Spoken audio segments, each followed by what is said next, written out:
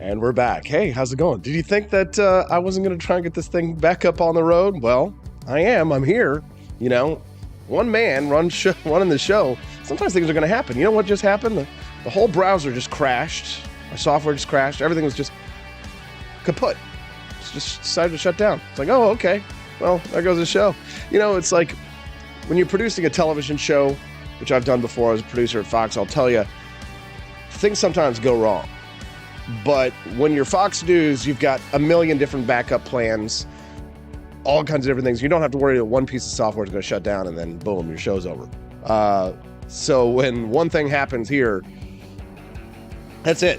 One computer running the show, one piece of software running the show. One day maybe we'll be as big as others, but there it is. Technical difficulties. We have them. We has them. But we're back. All right. You didn't even get to see the clips from Joe Biden, did you? Well, I've got them, and now I think things are working.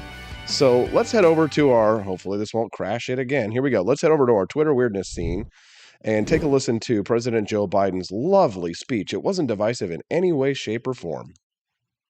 American democracy is under attack because the defeated former president of the United States refuses to accept the results of the 2020 election. He refuses to accept the will of the people. He refuses to accept the fact that he lost. He has abused his power and put the loyalty to himself before loyalty to the Constitution. And he's made a big lie an article of faith in the MAGA Republican Party. Jeez, this guy is obsessed, absolutely obsessed with his opponents. And that's how you know that the Democrats are in trouble. Here, let's start over with this clip from Hannity last night. Take a listen to this. Once again, Joey delivered another kind of bizarre, out-of-touch speech about his hatred, his full-on hatred for half the country. Take a look. Now, extreme MAGA Republicans aim to question not only the legitimacy of past elections, but elections being held now and into the future. This is the struggle we're now in. A struggle for democracy, a struggle for decency and dignity, a struggle for prosperity and progress, a struggle for the very soul of America itself. See, what's interesting about this whole democracy thing now, that those arguments like, oh, democracy's in danger and stuff, they don't work on people like yourself and myself, conservatives, libertarians, right wingers, anybody to the right of Joseph Stalin. You're going to have a vague notion of democracy, but it's not the kind of thing that's going to make you go to the polls. Like, oh my God, democracy is under threat. We got to go vote because democracy is under threat. Right? That's not the kind of thing that motivates you to the polls, most likely. But I'll tell you, yesterday, the topic of the show was, the suburban white women have shifted heavily towards voting for Republicans because of economic issues. But I'll tell you that in the top three issues that were driving suburban white women voters, women voters to the polls, the third issue that was driving them to the polls was democracy. Just democracy itself. I mean, can you imagine going to the polls and voting for democracy? I mean, I don't know. I guess that motivates some people, but certainly not me. I've got one more clip here for you from the president. Take a listen. Oh, wait. Well, so when they were talking about future elections being stolen, this is kind of what the Democrats are going for now. This is like the new sort of talking point. And you know this because take a listen to Hillary Clinton the other day. I'm here to highlight something that is keeping me up at night. And I know this group really understands what I'm about to say. I know we're all focused on the 2022 midterm elections, and they are incredibly important. Right. But we also have to look ahead because you know what? Our opponents certainly are. Right. Right-wing extremists already have a plan to literally steal the next presidential election. Oh my and God! They're not making a secret. And let's put aside the whole fact that if I said something like that here, this stream would get taken down. Maybe that's what happened earlier, but this stream would get taken down so fast you have no idea. But they're already preparing themselves to say, "Oh, that the election is going to be stolen in the future by Republicans." I mean, the hypocrisy is off the charts. It's totally off the charts. Yikes! All right. We're going to go to a commercial break. All right. Sorry about the technical difficulties earlier. I do have a contingency plan in place, though, because we are back. Coming up next at 7:22, the surveillance site. Oh, no.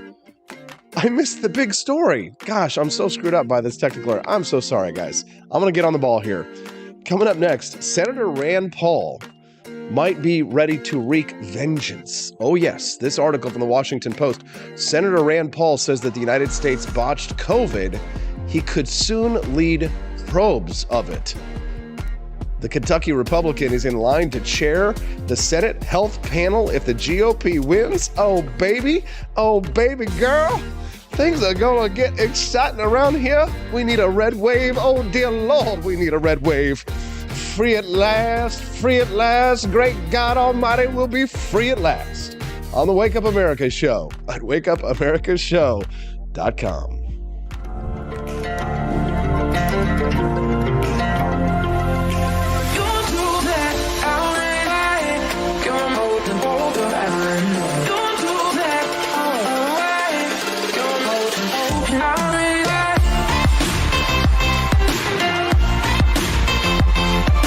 Morning again in America. Our country is prouder and stronger and better.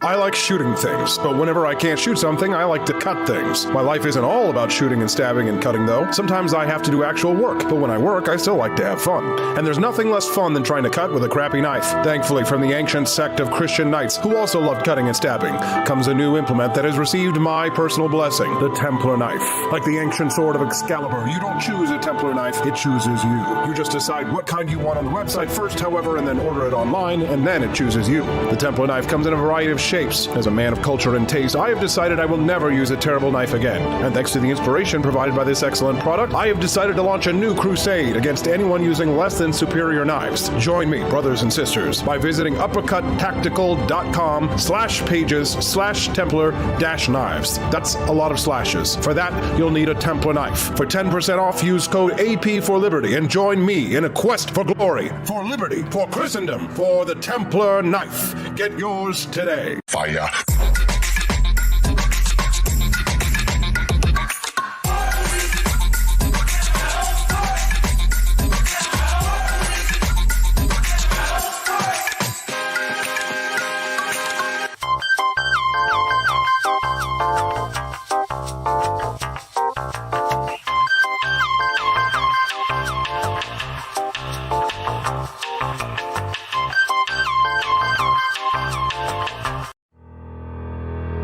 Your printing company stinks. They charge you too much money and they don't love America enough. We've got the solution. Patriot Printing USA. Whether you're running for office, saving souls, or just need business cards that will get you the new job you've been looking for, Patriot Printing USA has got you covered with the best prices around. Palm cards, brochures, bumper stickers, door hangers, you name it, we've got it. PatriotPrintingUSA.com. That's PatriotPrintingUSA.com.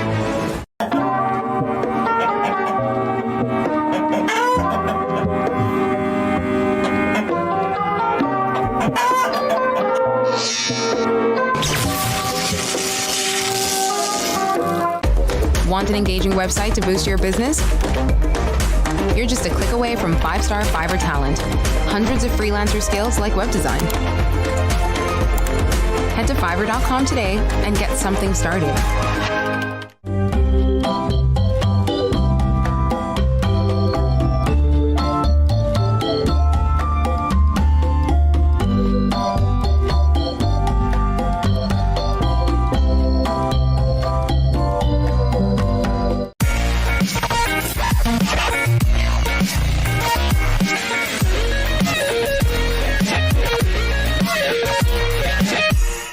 Average Americans are turning into conspiracy theorists at an unprecedented rate.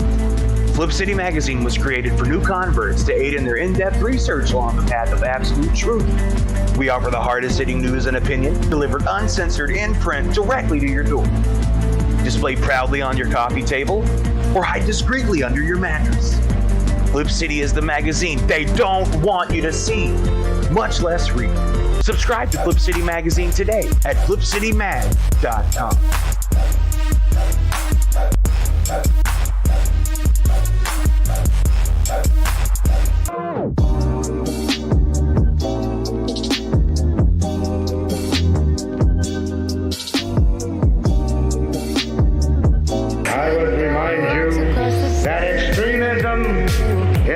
defense of liberty is no vice.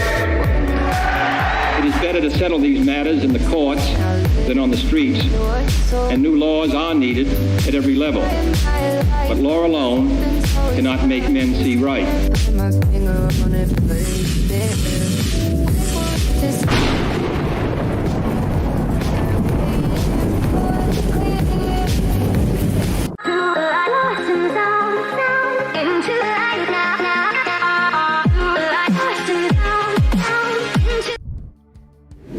And we're back. Good morning. Hello, everybody. Nice to see you, Albert Krockenfels, our buddy Kenneth Slayer over there in the live stream. Glad to have you over there. You can also text the show this morning at 573-319-1586. We love to hear from our listeners over text. It's a lot easier for me to read your comments that way because when it scrolls by on the live chat, sometimes I miss them. So if you definitely want to have something read into the show or hear, maybe you want to send me your opinion anonymously, you can do so at 573-319-1586. Love to hear from you. One of our listeners texted in this morning and said, "Hi, AP. There's an issue that came to my attention. Might be interesting to talk about. No one else is talking about it. Federal agencies are continuing to deny people employment on the basis of convictions for simple possession of marijuana, despite the president declaring this is a needless barrier to employment." That is a good conversation. I'll have to think about that one. Sometimes I got to think before I speak, but that's a great text. You can send me one too. Again, 573-319-1586. All right, let's get to the goods. This is some juicy stuff. I'm so excited. The Kentucky Senator Rand Paul as the election nears. This is from the Washington Post. I saw this last night. I was just so excited to share it with you. Biden administration officials are dreading three words. Chairman Rand Paul. What? Now, why is that so scary? Because the Kentucky senator, of course, has famously clashed with Anthony Fauci and other health officials throughout the pandemic. He's in line to lead a Senate committee if he wins re-election and Republicans take the chamber next week. Now, I know what you're thinking. Kentucky, he's going to win. Of course, he's going to win re-election. The question is, will the Republicans take the Senate? And to me now, this is more of a reason to get out and vote than ever. And when I say vote Republican, bitches. I know my libertarian friends are like, I've got so many people sending me DMs for the last few days asking me for where they can find information on the political positions of their local judges. And I'm like, dude, like, you think that I know what the political positions of the judges of Cass County are? Like, come on. Like, I barely know the political positions of the judges here in Cole County, except for like Judge Brian Stumpy and Judge Cotton Walker, which I actually do know their political positions. But hey, man, I can't know all the political positions of all the people in your county. You guys got to do some homework before these elections. Come on. Voting so when people hit me up, and then like somebody hit me up last night and was like, is there any reason to vote Libertarian on the ballot this fall? And I know my libertarian friends are not going to be happy about this, and Camellia Peterson and I are going to talk about this again later on the show, but I don't think there's a good reason to vote for Libertarians this fall. Now, if you've got a particularly terrible Republican, maybe there's a good argument, or a particularly amazing Libertarian candidate on the ballot, that's going to give you ballot access or 6 or 7 or 10 or 12% or something, then perhaps there is an argument for it. Your situation, your results may vary, as they say. But quite frankly, I think that the harder the message we send, especially in the Senate, especially with the chance to take the Senate, the harder with the message we send to Democrats on this, the better we're going to look after the elections if we take the Senate. Now, I know that that's a bit of a toss-up here because, Paul's obviously, he's heavily favored in his own race, but the Senate is viewed as kind of a toss-up by pollsters. Republican control would give, this is what the Washington Post says, Republican control would give the libertarian doctor, small L libertarian, thank you for getting that right, Washington Post, the power to lead investigations and help to set legislative priorities next year, either as chairman of the Senate Sweeping Health Committee or its more targeted government oversight panel. Oh, perfect. Yes, you love it. You love to see it. Oh, this would be exciting. Senator Paul sent out a fundraising email in October that said, if you help me win, I promise to subpoena every last document of Dr. Fauci's unprecedented cover-up. And this is, again, from his email. This is referring to Paul's allegations that Fauci contributed to the virus's creation by funding research in Wuhan, China, allegations that Fauci has categorically denied. Oh, yeah.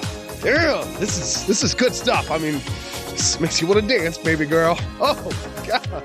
Oh, man, this has put me in such a good mood. Now, Dr. Paul, of course, is an ophthalmologist, right? He's a doctor. He's set to be the most senior Republican on the Health, Education, Labor, and Pensions Committee, better known as HELP, which oversees the nation's health and education agencies as part of its expansive portfolio. Now, this possibility has got people rattled over there on Capitol Hill, and it's worrying these trade groups because they're worried that he's going to follow through on these criticisms that he's made of big pharma and the medical establishment and, quote, public health officials. Oh, my God. Are we excited? If you're excited and you want this to happen, you know how you can help this happen? You need to like this page. If you're over on YouTube, you need to like the stream and you need to share it with your timeline because honestly, you got to show the love. You got to show the love. Send us a text at 573-319-1586 how you feel about this possibility. Are you going to vote for Republicans for Senate?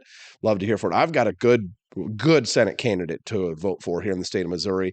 Now, your results may vary. I'm voting for Eric Schmidt, our Attorney General, who did a terrific job fighting the pandemic. Because to me, the pandemic, how you acted during the pandemic was the litmus test, right? These 2022 midterm elections, to me, the litmus test for how I am voting is based on how they behaved during the pandemic. Were they for mandatory masks? Were they for mandatory vaccinations?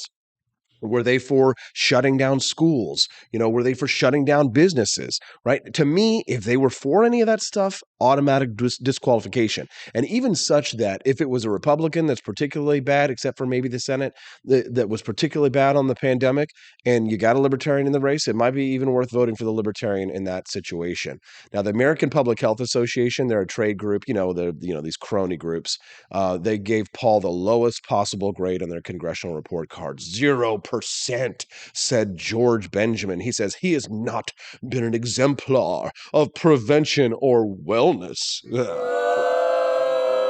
He's referring to Paul's reticence about whether he got a coronavirus vaccine and reports that he used the Senate gym while waiting for a coronavirus result in 2020 that showed he was infected. Quote, George Benjamin says, that is a real problem when you're a physician. You should know better. Okay. And then, of course, there's other health experts that the Washington Post is trotting out to try and be like, Rand Paul is terrible. But this shows you this is what's at stake. Have you already voted in your elections? If so, who'd you vote for? Did you vote for Republicans? Are we going to see a red wave? What do you think? Send us a text, 573-319-1586. That's 573-319-1586. Love to hear your thoughts on this one. I'll check the live stream chat before we get back on the Wake Up America show. I'm so excited. Coming up next, Liberty Laura to talk about how far her heroes have fallen. Yeah, that woman who wrote the piece in The Atlantic calling for pandemic amnesty. Laura used to be a big hero of hers. You either die the hero or you live long enough to see yourself become a victim of hatred by the right on the Wake Up America show at wakeupamericashow.com. Want an engaging website to boost your business? You're just a click away from 5-star Fiverr talent. Hundreds of freelancer skills like web design. Head to Fiverr.com today and get something started. American conservatism is distinct, like America is distinct from the United Kingdom. American conservatism's roots comes out of the Wild West, out of pioneerism. The difference between American conservatives and European conservatives is that Americans are cowboys. We are that God, guns, gold, and girls. It's wild here. And we should stay that way. We shouldn't allow a European version of conservatism to come and infect us here. We like it wide open spaces here, deep in the heart of Texas and all that.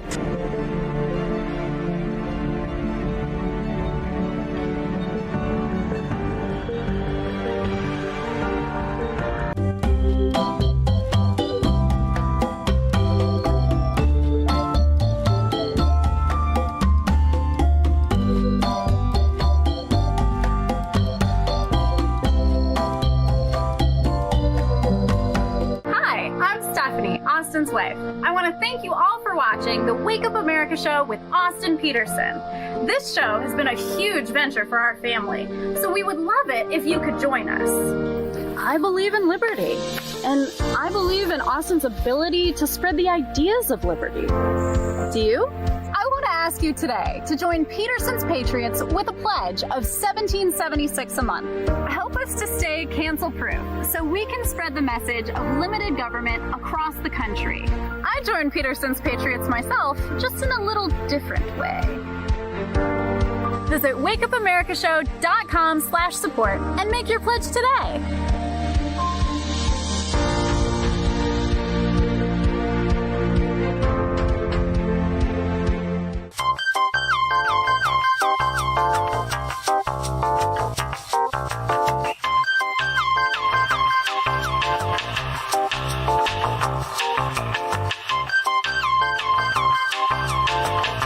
Average Americans are turning into conspiracy theorists at an unprecedented rate. Flip City Magazine was created for new converts to aid in their in-depth research along the path of absolute truth. We offer the hardest-hitting news and opinion delivered uncensored in print directly to your door. Display proudly on your coffee table or hide discreetly under your mattress. Flip City is the magazine they don't want you to see, much less read. Subscribe to Flip City Magazine today at flipcitymag.com.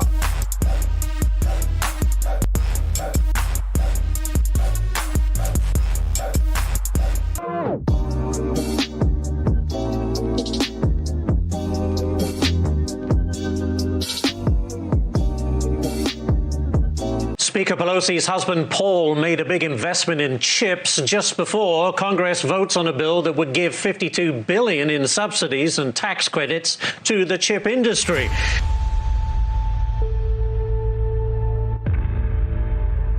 Over the course of your career, has your husband ever made a stock purchase or sale based on information he received from you? No.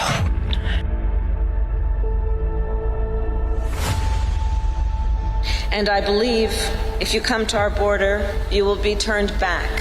Do not come. Do not come. Have you ever received a royalty payment from a company that you later oversaw money going to that company?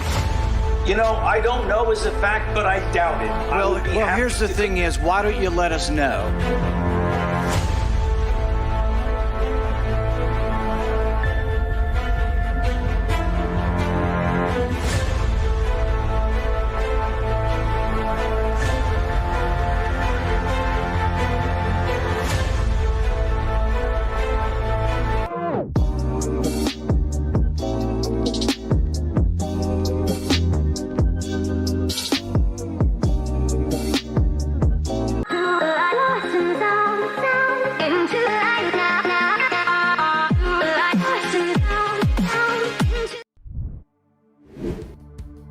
Good morning, Rise and Freedom. Happy Thursday. Thanks so much for tuning in and watching and listening to the Wake Up America show with Austin Peterson at wakeupAmericashow.com.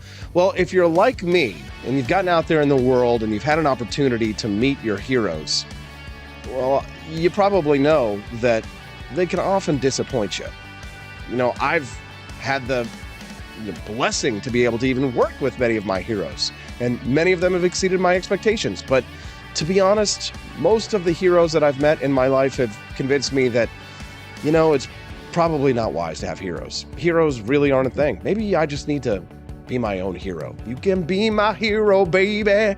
Well, my next guest says that her hero has fallen most of all. This week, a writer in The Atlantic wrote a piece calling for a general pandemic amnesty. Emily Oster. I thought she was just some psycho left-wing liberal who was saying all kinds of crazy stuff during the pandemic, but it turns out she actually has some expertise in a related field.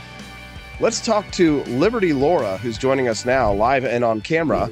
Good morning, Laura. Thanks so much for joining us on the show. Hi, Austin. Hey, thanks for so much. having me. I feel bad for Emily Oster. Wait a minute. The woman who wants to call for pandemic amnesty after she was talking about all these horrible things that should happen to anti-vaxxers, you feel bad for her?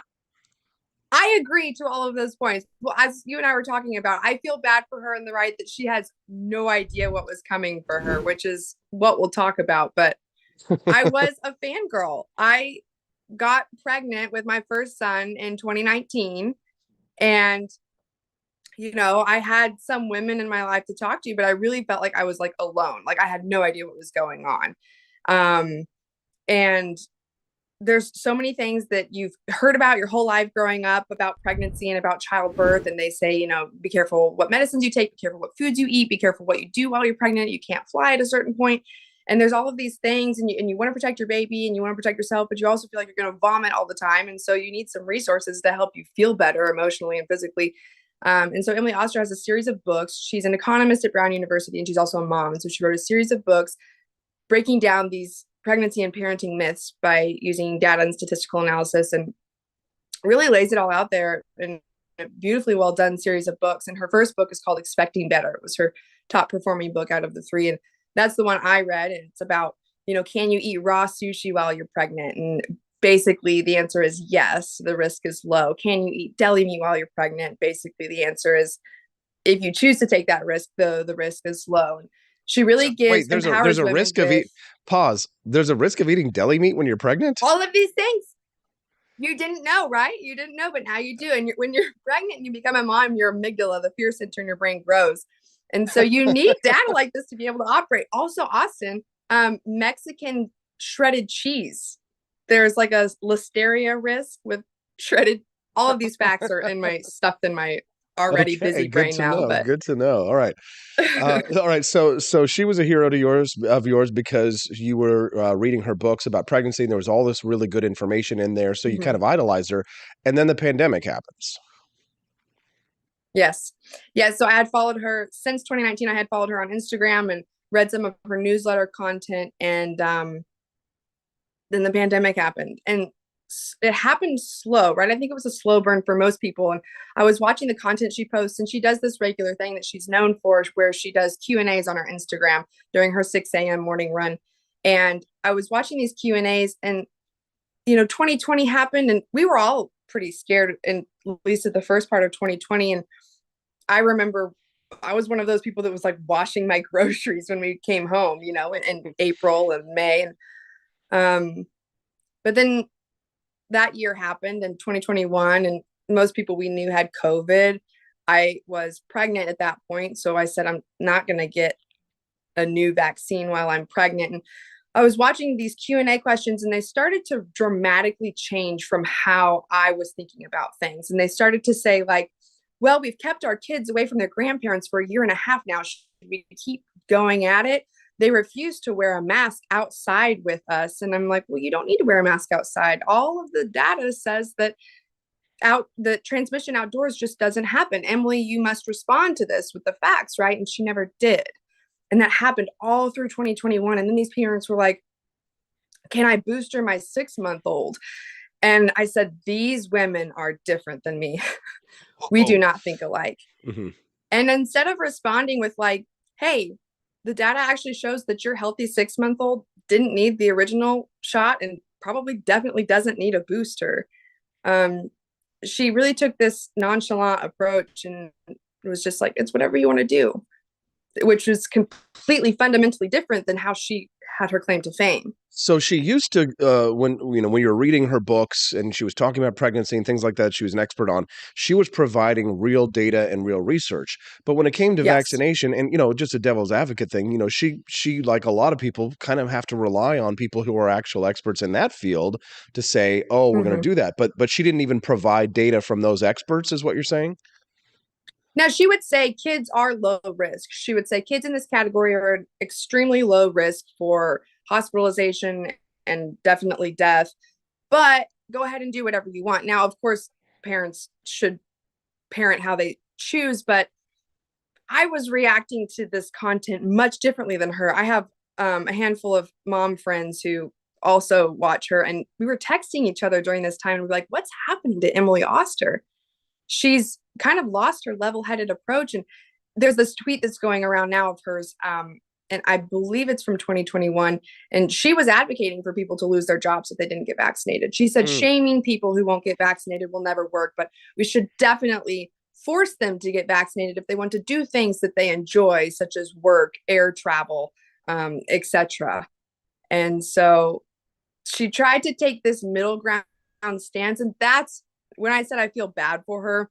She kind of got lost in like the balkanization that's happening. She tried so hard to safeguard her like moderate position on things. And I see a number of friends and family around me doing this. They try and safeguard, they try and be moderate, they try and stay in the middle. But the problem is that there is no middle, because we all believe in different facts and different truths anymore. And so she got lost, and no one likes her because the left attacked her, if you'll remember, for advocating for opening schools in the fall of 2021. And now the right hates her for saying, please forgive us for every time we were wrong, and shamed you for it. Man, this is good stuff. If you're just tuning in, I'm speaking to Laura Linkton. We're talking about the author Emily Oster, who Laura idolized for some time, really looked up to for her pregnancy information, and who really had a fall from grace during the pandemic. She was the author of the piece in The Atlantic, who was talking about why we need to have a pandemic amnesty. Now, on the good side of things, she can't win. Obviously, she's in a scenario where everybody hates her. But I mean, she does admit that she was wrong about schools. At least the left is coming out admitting it. The fact that, and this is what I've been saying, and not a lot of Republicans or right wingers are agreeing with me necessarily, but I've been saying that the fact that the left and the people on the left are calling for this shows that at least they're admitting that they made a mistake and that there were wrongs. And the whole school, the educational thing, a lot of people are going to dig themselves in. And I think I actually have a quote from Emily Oster here, where she says, the people who got it right for whatever reason may want to gloat. Yes, we do, of course.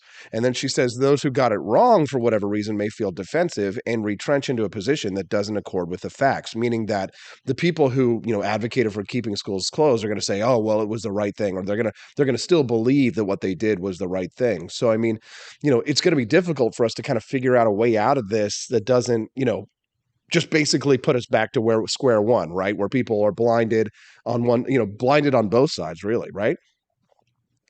Yes, and I agree. And that's the problem. And specifically, her piece is titled Political Amnesty. And if we look back at what does that word evoke in your mind, the word amnesty, usually people associate it with immigration, right? And so the last time we granted wide-scale amnesty was Ronald Reagan in regards to immigration in the 1980s. What happened after that? However you feel about immigration, whether you're open, closed border, whatever, what we did not do when we granted amnesty was fix our systemic immigration problems. And those persisted. If we just grant amnesty after the pandemic, the people in charge who made the mistakes, that were in a position to know better, will continue. Those problems will persist. The way that they abused and neglected their power will continue. We cannot grant amnesty. We have to fix the problem. Yeah, I've seen my wife and I were talking about the other day about this story about like a 91-year-old concentration camp guard, right, from World War II. And he was 17 years old at the time, but he was in the guard tower, and he got convicted, and he died in jail. I think he spent 2 months in jail before he died. And so we were kind of talking about this. We're like, should we really be going back and prosecuting people who, worked at these camps when they were 17? And we kind of got caught up in like this question about, okay, well, what if he was drafted and he was forced to do there? Is that different than if he signed up and did it? But, at the end of the day, he was a member of the SS, which, you don't volunteer to be an SS member. You have to join that crew. But, it's kind of along those same lines is like, we don't, if there is a Nuremberg 2.0, as people are calling for on Twitter, then, not everybody is Hermann Goering, right? Not everybody, is going to get hanged at the end. Not everybody's, Heinz Guderian, or, not everybody is, a top Nazi that needs to go and hang. But some do, Laura. So there are some people who committed great crimes against humanity. I mean, it wasn't as bad as China, where they were like, locking us up and like sealing our doors and things like that. But there were some terrible crimes that were committed, there are people who are responsible. And, the hope is that if the Senate is taken over by Republicans, Senator Rand Paul might become the head of the health committee, which would mean that he could have the power to do, commissions. And I mean, these midterm elections are important as a reckoning in my mind. Wouldn't you agree? Fauci will be very busy during his retirement, if that is the case. So I was talking about consequences of what happened during the pandemic when another friend of mine pointed out when I was reading Emily Oster's piece, The most severe consequence for Emily and her family during that time was that her family had to wear masks during a hike. But to bring it back to her specialty, I had a friend who was pregnant with twins working in healthcare who was forced to get a vaccine to keep her job in maternity leave. And she didn't want to. And so she, in her mind, had to endanger the health of herself and her kids for the sake of her job. The pandemic put people, not the pandemic, politicians' reactions to the pandemic put people in those kind of positions. People were out of work. People had their health autonomy violated. Women had to go into ultrasound appointments to discover that they had had a miscarriage and lost their baby without their husband there. I mean, these were severe consequences that happened because of the reactions of politicians who were in a position to know better. And so for some people, it's going to be really hard to get amnesty or forgiveness. Maybe we do believe in reparations. Reparations must be paid. Liberty Laura, you're always a great guest, and we appreciate your time on the show. Thanks for coming on and talking about your heroes that have fallen, this Emily Oster character. Tell us how people can find out more about your work. I know you've got I think it's a weekly newsletter that you write. It's a really great newsletter. You want to share that with our listeners? Yeah. So when I was pregnant in 2019, I was working in Congress. I was working in the House of Representatives as a communications director. And after all of COVID happened, I quit that job and now run my own political news aggregation service. It comes out 3 times a week, Monday, Wednesday, and Friday mornings. What I do as using my experience as a communications director is I go through everything online and pull the best of the best and a lot of underreported political news stories that you might not see through the mainstream media. That way you don't have to spend hours on Fox News and Reddit and Twitter and subjecting yourself to all that online violence. And instead you can get a succinct, summarized news brief for you 3 times a week. And you can sign up at billbrief.com. My newsletter is called Bill Brief. I'm also on Instagram and TikTok, of course, with the CCP at Laura from Kansas. She sometimes moonlights in making some awesome products for the AP for Liberty shop. Laura, thank you very much for your time and for your service in the cause of freedom. Thank you. Thank you very much. Thanks. All right. Did you like Liberty Laura? Send us a text, 573-319-1586. We certainly appreciate her giving her time. Very valuable. She is a mother to two kids, 2 toddlers, very young kids. So the fact that she gets on here and helps us out, gives us her time and her energy, we're certainly grateful for. Send her a thank you. Check out our website, billbrief.com. And what are we talking about next? What do we have for him, Johnny? What do we have for him, AP? Surveillance society. Oh yeah, everybody's got Zoom cameras everywhere, right? And this author talked about this as a problem, right? Of the surveillance society. You know, I love my Zoom camera. I don't know about you. We'll talk about that. Don't forget, Camellia Peterson is going to join us at 8 o'clock to talk about libertarians who drop out of their races to support Republicans. That's going to be at 8:05-ish on the Wake Up America show at wakeupamericashow.com.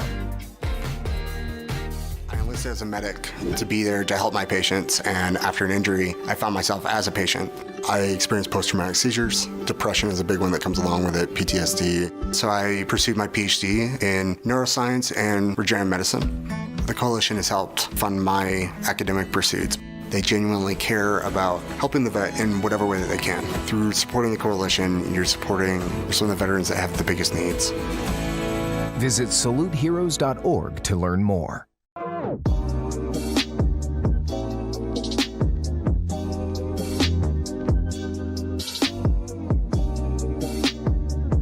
If there wasn't going to be somebody who was a fiery champion of liberty, somebody who would get out there and who would be aggressive, and if they wouldn't do it with more fire or passion than I had, then I would go and I would fight this battle for us. I've fought for the principles that we all share. Parties tend to be secondary to me. We're here because we believe in the principles of liberty. I am not a perfect messenger, but I think I'm a damn good one. This is a replica of our first president's flintlock pistol. You have my full support, my respect, and my gun.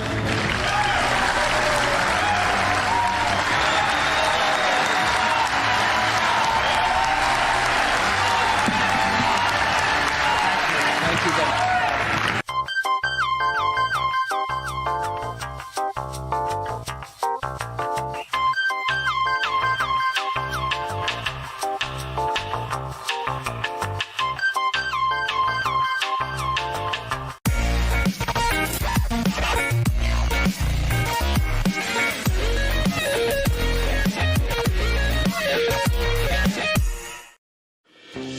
enough yet? Do facts no longer matter? Are lies to be encouraged instead of punished? This is not our inheritance. If truth no longer matters, we will not remain free for long. This is our generation's challenge, to defend our founders' hope that we the people could self-govern if we defend our right to get the facts. And right now, we're building the only defense of free people have, the facts, on every politician, every position they held, every statement they've made, every vote they've made, and any cash they've taken. It's the real history on those now pandering for your vote. There are hundreds of young people building our defense right now, and they need your help. We all have our passions, but as our ancestors knew, when events become so foul they threaten us all, we must stand and defend each other. Please, have our backs. Join us at votesmart.org.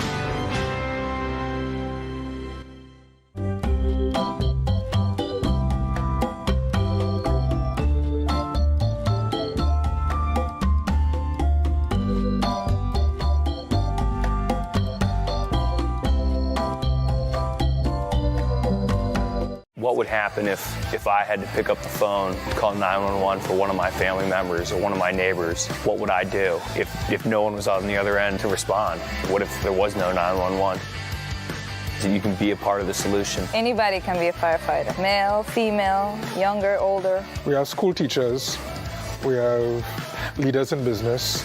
Is me, you, anyone that wants to be. There is no typical firefighter. We wish you a freedom Christmas. We wish you a freedom Christmas. We wish you a freedom Christmas and a liberty New Year. Socialists and commies may try to convince you that the holiday's all about free stuff. But let's be honest, we all know whose wallet Santa's gifts are coming out of. There ain't no such thing as a free stocking.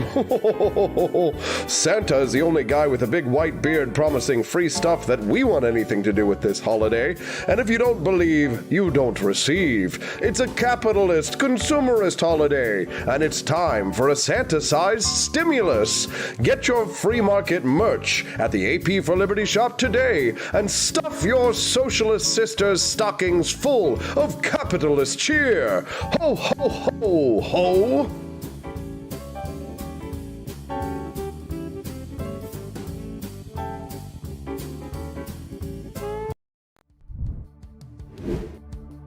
Good morning, it's 7:53. You're watching and listening to the Wake Up America show with Austin Peterson at wakeupAmericaShow.com. Did you like that interview with Liberty Laura? She's been a friend and an ally for a very long time.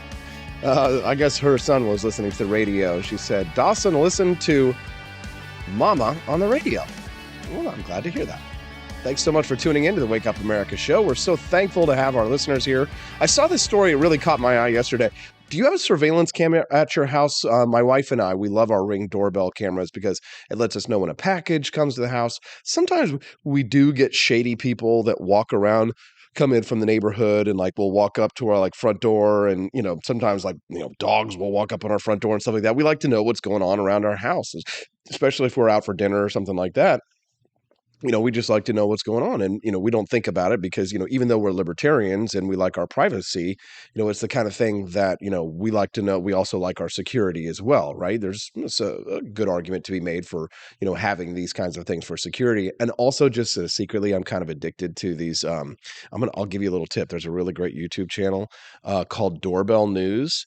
And it's great. It's all just Ring doorbell cameras, like the mayhem, the nonsense, the weird people who show up at 3 a.m. on people's front porch and what they do and see. I saw some guy lay down on somebody's front porch and charge their cell phone and take a nap. It was the weirdest thing ever. So, but anyways, I really love it. And it's connected to this neighborhood app as well, which is kind of like a way for people who are in certain neighborhoods to be able to share information about what's going on in their neighborhood. So when I saw this article yesterday, it caught my attention. America's Ring doorbell camera obsession highlights the scourge of mass surveillance. And then when you say mass surveillance, libertarians going to be triggered, like, you know, God, please. Right, not big fans of that, the mass surveillance. But when I think of mass surveillance, I think of mass government surveillance. I don't think about, you know, people with their Ring doorbell cameras at their front door, right? But here's what this author says. He says, why plastering cheap internet-connected surveillance cameras on everything we own isn't fun or funny, and it makes everyone less safe. So you got my attention. Okay, interesting. And the author tells this story about how in October, a man walked down his Florida street to return a neighbor's package that had been accidentally delivered to his address. But unbeknownst to this guy, he was being watched by an Amazon Ring doorbell camera on the front porch. Now, police said that the Ring device sent an alert to the homeowner, and his teenage son, who assumed that there was an intruder, grabbed one of his .45 caliber handguns and opened fire on a woman, not the package returner, this woman who was sitting in her car. She wasn't hurt, but it was a close call. And he fired 7 rounds through a child's car seat and lodged themselves in her seat back. You know, if the car seat hadn't been empty, you know, a child would have probably been killed. But, you know, people who are fans of these Ring doorbells and, you know, the proliferation of them say that this act of violence had nothing to do with Ring and other network doorbell cameras, you know, and this is NBC writing, by the way, far left NBC reporting this. So that's why this language, these are not my words. This is NBC. They'll blame the neighborhood, the neighbors, the guns, but we have to face reality. Blanketing our neighborhoods in surveillance devices that promote a culture of suspicion makes all of us less safe. No, don't know about that, Chief.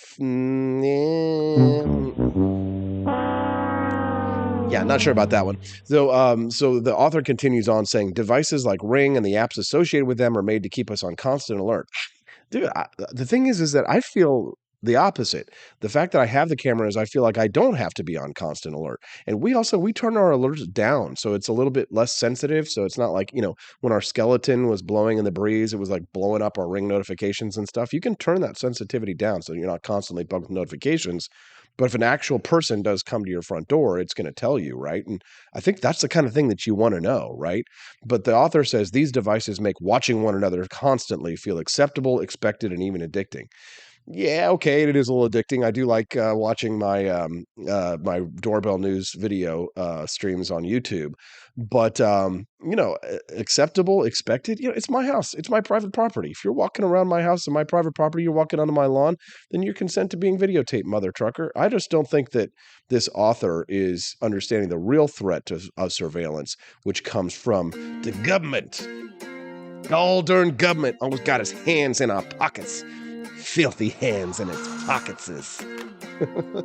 All right, we got to go to commercial break. I can't wait to talk to Camellia Peterson about libertarians dropping out and endorsing Republicans. It's got so many people triggered. They're triggered. How dare you? How dare you? All that and more when we get back on the Wake Up America show at wakeupamericashow.com.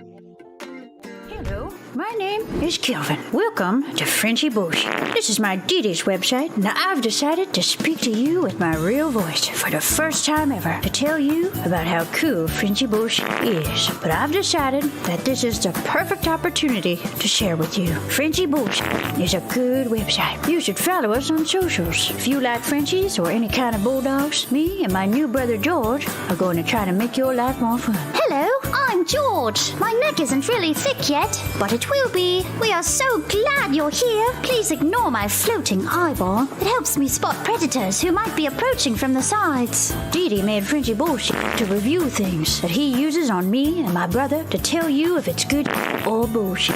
Take this collar, for example. Didi really likes it. Didi said it's really handy because us Frenchies got thick necks. Need something really tough. People think Frenchies are little, but if you look at us from below, you can see we are really pretty buff. Beefcake, yes. Look at my creamy thighs and chest. Yes, you like that? Big brother, please focus. Frenchy Bush. Please follow us for more great content and read the Frenchy Bush blog for more fun and cool stuff.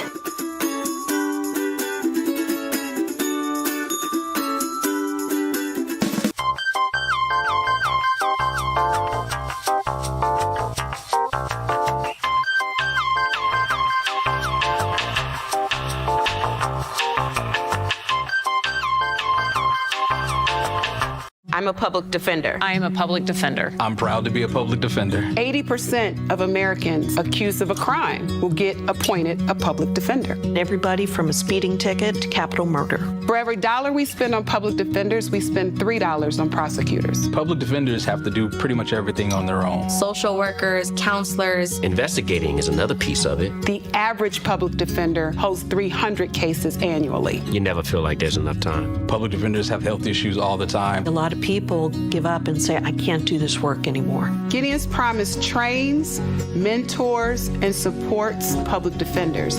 There are a lot of people who say that they would not still be public defenders, but for Gideon's Promise. It's fueled me to continue on in this fight. Gideon's Promise has changed the face of public defense. People see us as troublemakers.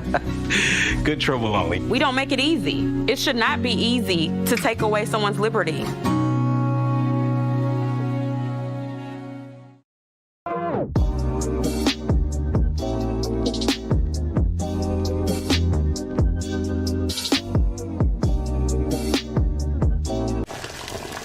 Ever hear the one about the frog? Put a frog in a pot of boiling water and it'll jump right out. Here's my resume again. But put a frog in a pot of cool water and slowly heat it up, and that frog will boil. It's a lie. But as a metaphor for us and all that we go through as veterans, Do you have any real-world experience? it's a story that rings true. We make excuses for how we feel. We push everything down. We tell ourselves the lie that it's easier to stay in that boiling water, to disconnect. And some days, maybe it is. But you've never been interested in easy. Make no mistake, reaching out is hard. Do it anyway. I need help. You're not alone. You've got this. You are not a frog. Find resources at va.gov/reach.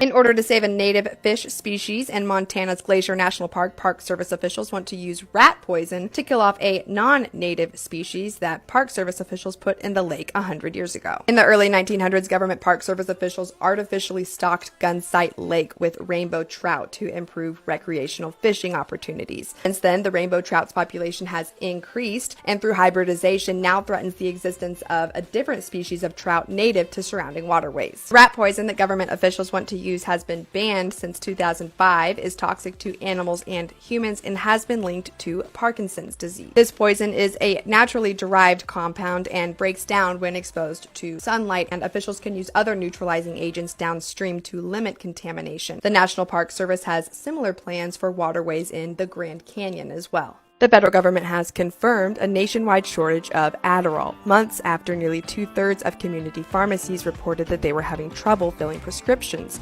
And despite this shortage, the federal government also indicates that it will not raise the drug's production quota for next year. In case you didn't already know, Adderall is a federally controlled substance because of its potential for abuse, and patients in most states can only pick up 1 month's supply at a time, and generally can only do so a few days before their previous prescription runs out. In response to the current shortage, the Food and Drug Administration has recommended that patients speak with their providers about finding alternative methods for treatment. The Drug Enforcement Agency, more commonly referred to as the DEA, every year sets up a production quota for Adderall to establish the quantities made for medical, scientific, and industrial use. Prescriptions for Adderall last year were up 10.4% compared to 2020. Between then and now, in response to the COVID-19 pandemic, officials had relaxed federal rules that had required traditional in-person examinations before for the prescription of addictive drugs like Adderall and Xanax. And in response to these rule changes, there was a boom in telehealth startup apps that were designed to streamline this relationship between remote providers and their patients. One of these popular telehealth apps, known as Cerebral Inc., is now under federal investigation for deceptive and unfair advertising and marketing practices after the Federal Trade Commission announced that it was stepping up enforcement against companies that, quote, trick or trap consumers into subscription services.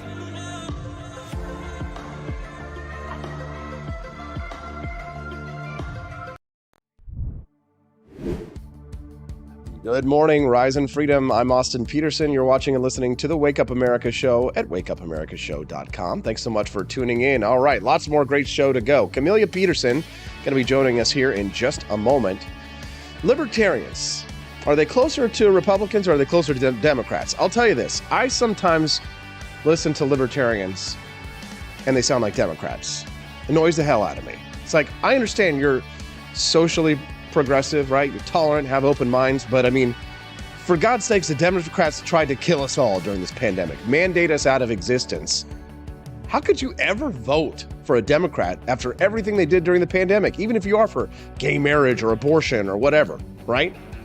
Libertarians, I think, probably are safer to align with Republicans than align with Democrats, at least. Well, one libertarian who was running for the U.S. Senate out in the state of Arizona decided, yeah, he agreed. And he dropped out. And he endorsed the Republican, Blake Masters. The Senate, it's a big race. It's too important. But that sure triggered the hell out of a lot of libertarians. Let's have a small L libertarian. I don't know what she identifies with party-wise. I think I accidentally called her a libertarian Republican the other day. And apparently they were not happy with that in the chat. Camellia Peterson joining us right now on the line. Good morning, CJ. Good morning. I don't know what I am either. I don't like to be boxed in. I guess I'm a little homeless, and I Don't do what I label want. me. Don't label me. Oh, good. I don't want labels. All right. All right. Is it safe to say that you are at least, philosophically a small L libertarian then, Camellia? For sure. For sure. Okay. All right. Yes. So then what was your... does that also mean... Well, does that also mean that a lot of times I align with Republicans? Yes. Yeah. Okay. Good. Good to know. So it looks like we've got a little bit of delay this morning, but we'll do our best. CJ, the Arizona situation has got a lot of fur ruffled online. A lot of libertarians very upset that the Libertarian Party candidate decided to drop out, endorse a Republican in that race. He wants the Republicans. He doesn't want the Democrats to control the Senate. He probably wants to see Senator Rand Paul take the chair of that committee and start chopping off heads at the NIH. I mean, can you blame him? No, you know what's really interesting to me when I was reading a little bit about him, because I've been hearing the scuttle, but I'm not super familiar with him as far as what his stances are and such. But there was a comment in an article about him where he said that he did not even have either the local or the national party support for his run. He just did it. He didn't have any, support from the party itself. So I guess I'm not sure why they care so much. Bad optics for them, right? And you can see like the heads of the Libertarian Party being upset, but I think the most notable person being upset and the one that's worthy of discussion here the most is former Congressman Justin Amash. He dropped out of the Republican Party. He dropped out of his race. He kind of gave up his seat there. It was widely understood that he might lose, but the fact remains, you don't stand, you stand and fight. Sometimes you got to fight losing battles. As somebody who's been in a lot of these battles before, I'll tell you, that there is value in staying and fighting some battles and losing on even terms. But Justin Amash was super triggered by this, right? He and what's funny is that, in criticizing the Libertarian for dropping out, Justin Amash is arguing in favor of partisanship, which I don't like. Right. And I think that, he was saying he didn't have a lot of respect for people who were always, they kind of come in as the token former Democrat or the token, former Republican, and then they come in as a libertarian. But I think probably a lot of what irked him is that Ron Paul has endorsed Masters for one.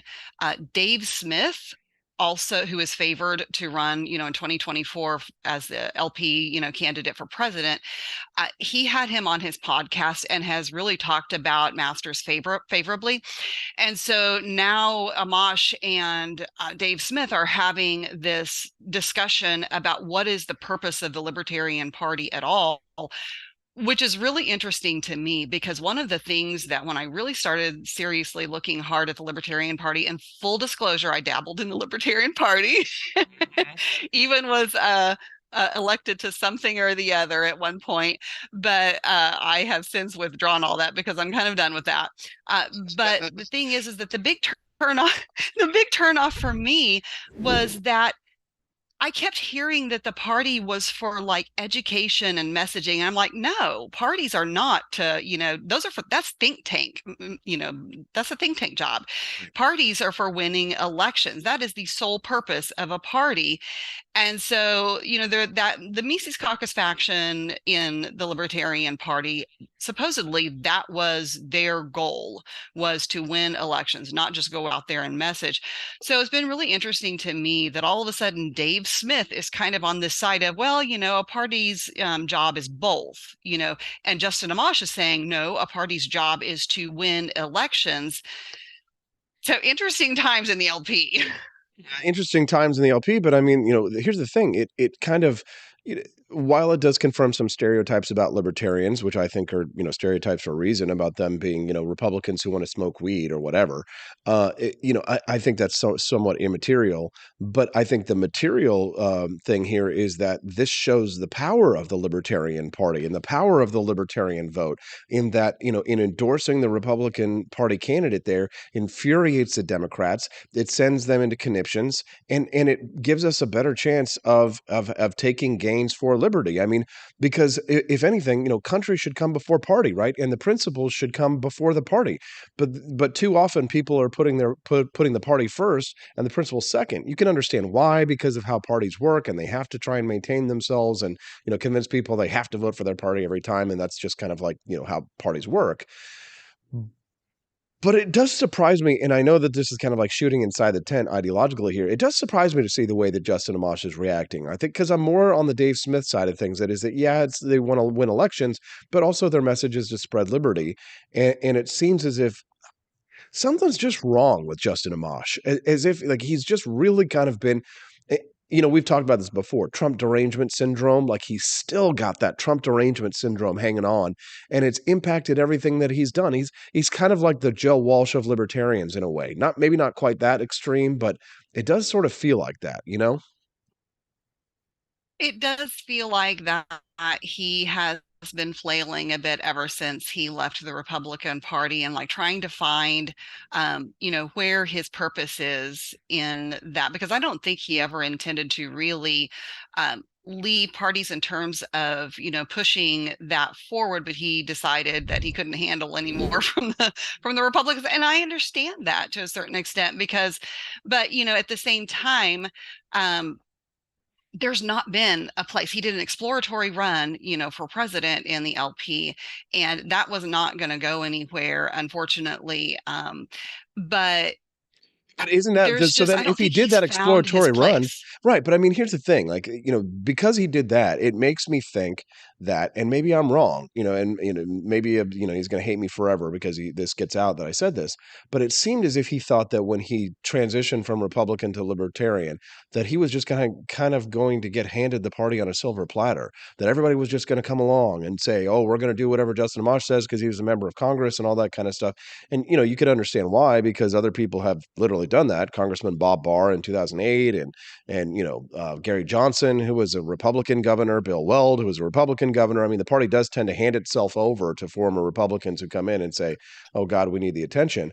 But there was something about Justin Amash that people didn't like as much as the other presidential candidates. They voted for Joe Jorgensen to be the presidential candidate, and Amash soon found himself embroiled in. I think he bit off more than he can chew. Would you agree?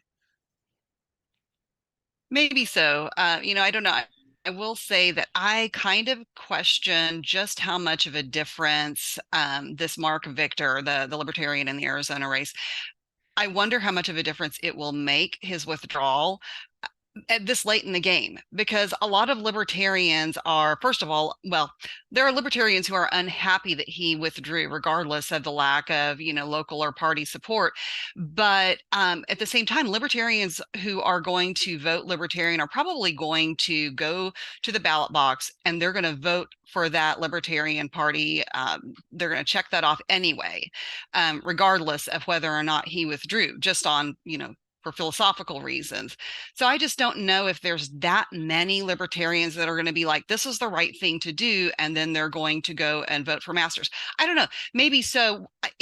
There was a Jewish Insider publication article that was before the primary that talked about Blake Masters' kind of journey from libertarianism to more of this, conservative populism. And so because he talked about his influences being, Mises and Ron Paul and Rothbard. And he posted a picture of him and Ron Paul back in 2010 on Jekyll Island. And I have not heard the podcast that he did with Ron Paul, but of course, Ron Paul endorsed him, and I think that's really interesting. And I kind of wonder why, because there are a lot of claims that he's a neoconservative, and he makes all of these inflammatory statements about immigrants, whereas a while back he used to be almost open borders. But right. I just don't know how much of a difference it will make. I will say that when I started reading, I was like, oh my gosh, this is the guy. There was a debate. They had one debate and he was on stage during the debate, which I think is probably part of what gave him a good lift. And in that debate, completely unrelated to anything, when he was talking about the kind of things that we should be voting on because we're a constitutional republic, or things that we should not be voting on, the Libertarian brought up age of consent in the middle of that. And I was like, why do they always have to go there? No. Camellia, this is a good conversation. I'd like to continue this conversation. I want to talk to you about the midterms. Will you stick around during the commercial break so we can come back and talk a little bit about the midterms and talk about Eric Schmidt and what's happening here in Missouri and all that? Sure, I can do that. Okay, cool. We'll be back with more Camellia Peterson to talk about the midterms on the Wake Up America show at wakeupAmericaShow.com. Want an engaging website to boost your business? You're just a click away from 5-star Fiverr talent. Hundreds of freelancer skills like web design. Head to Fiverr.com today and get something started. American conservatism is distinct, like America is distinct from the United Kingdom. American conservatism's roots comes out of the Wild West, out of pioneerism. The difference between American conservatives and European conservatives is that Americans are cowboys. We are that God, guns, gold, and girls. It's wild here. And we should stay that way.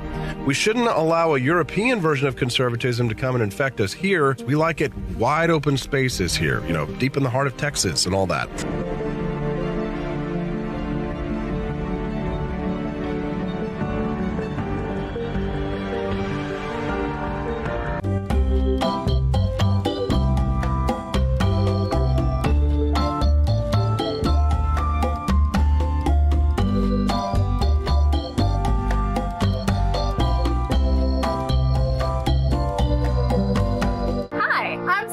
Austin's wife. I want to thank you all for watching the Wake Up America show with Austin Peterson. This show has been a huge venture for our family, so we would love it if you could join us. I believe in liberty, and I believe in Austin's ability to spread the ideas of liberty. Do you? I want to ask you today to join Peterson's Patriots with a pledge of $17.76 a month. Help us to stay cancel-proof so we can spread the message of limited government across the country. I joined Peterson's Patriots myself, just in a little different way. Visit wakeupAmericaShow.com/support and make your pledge today.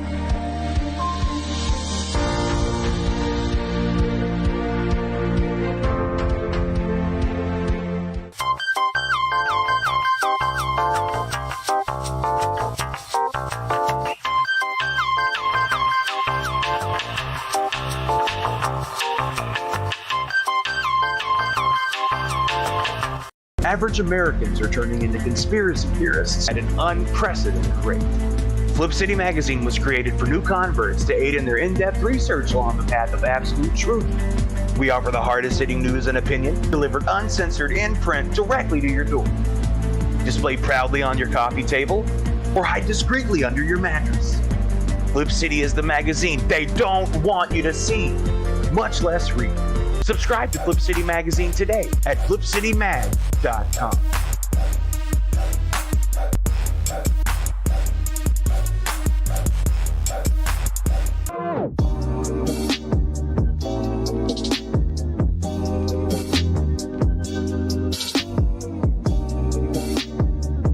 Speaker Pelosi's husband, Paul, made a big investment in chips just before Congress votes on a bill that would give $52 billion in subsidies and tax credits to the chip industry.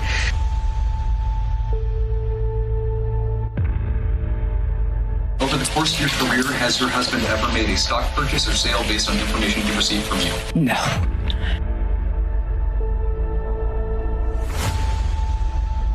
And I believe if you come to our border, you will be turned back. Do not come.